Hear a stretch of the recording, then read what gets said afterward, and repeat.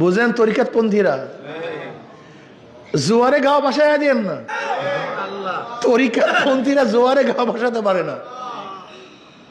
জোয়ারে তরিকাত পন্থীরা চলে না, আল্লাহর জোয়ারে চলে না। আল্লাহ সবসময় জোয়ারের বিপরীতে চলে। নবী নূহ আলাইহিস সালাতু ওয়াস সালামের কওমের জোয়ারে তিনি চলেন নাই, কওমের বিপরীতে চলছেন। নবী ইব্রাহিম আলাইহিস সালাতু ওয়াস সালাম কওমের জোয়ারে চলেন নাই, কওমের বিপরীতে চলছেন।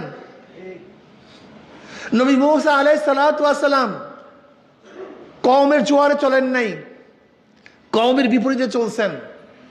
ঈসা আলাইহিস সালাতু ওয়াস সালাম কওমের জোয়ারে চলেন নাই, কওমের বিপরীতে চলছেন।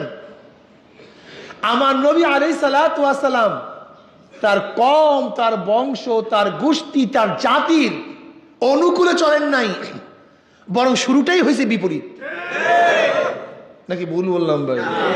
হ্যাঁ, ইসলাম ভিন্ন জিনিস, দিন ভিন্ন জিনিস, ঈমান ভিন্ন জিনিস, আর জোয়ার ভিন্ন জিনিস। জোয়ারে গাও ভাসানো ভিন্ন জিনিস, জোয়ারে গাও ভাসানো ভিন্ন। ভাই